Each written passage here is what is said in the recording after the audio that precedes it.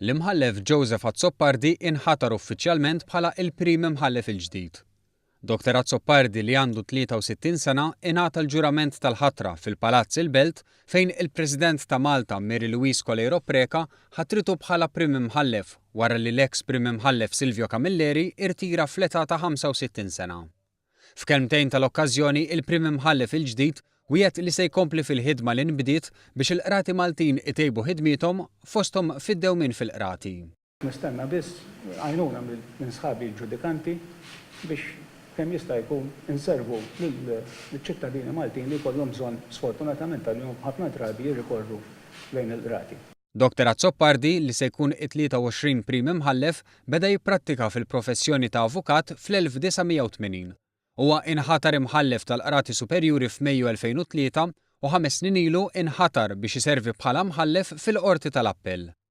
Fil-preżenza ta' qrabatu il-prim imħallef ġdid irringrazzja lil persuni li tul ħajtu enuh biex jimxi l quddiem inkluż il-ġenituri tiegħu li bleħen miksur spjega li ma setgħux ikunu miegħu.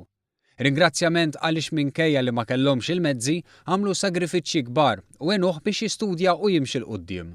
Nappella lil dawk il-ġenituri li għandhom anke li m'għandhomx mezzi biżżejjed biex l-tfal tagħhom ħadhom jistudjaw, jagħmlu sagrifiċċji għaliex kif irnexxejt jiena illi fi żmien illi ma kienx hawn l-għajnuniet li hawn illum lill-istudenti u ġenerali għajnuniet lin-nies li għandhom il-bżonn, naħseb li llum iktar huwa ma ngħidx faċli però iktar huwa possibbli li dawn l-istudenti jaslu u l-sagrifiċċju li jagħmlu l-ġenituri tagħhom ikun kif ngħidu bl-Ingliż worth it.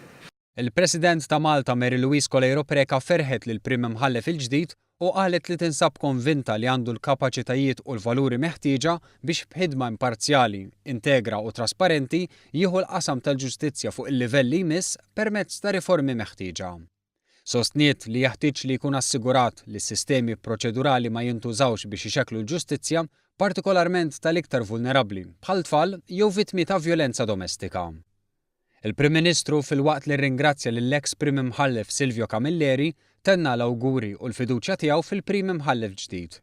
Wedu li bħal dejjem il-Gvern se jirrispetta d-deċiżjonijiet u l-awtonomija tal-qorti anke meta d-deċiżjonijiet mittieħda ma jkunx jaqbel magħhom. Fakkar ukoll kif li ġiet imdaħla fl-aħħar snin saħħew l-istituzzjonijiet f'pajjiżna. Il-Ministru għall-Ġustizzja Owen Bonnici innota kif fl-aħħar snin il-ħidma bejn il-Gvern u l-Ġudikatura waslet għal titjib fl-effiċjenza, il-kwalità u l-indipendenza tal-qrati, xogħol li perswas li se jitkompla mill-prim imħallef il-ġdid. B'din il-ħatra, il-prim imħallef Joseph Azzopardi jieħu wkoll l-irwol ta' Viċi President tal-Kummissjoni għall-Amministrazzjoni tal-Ġustizzja.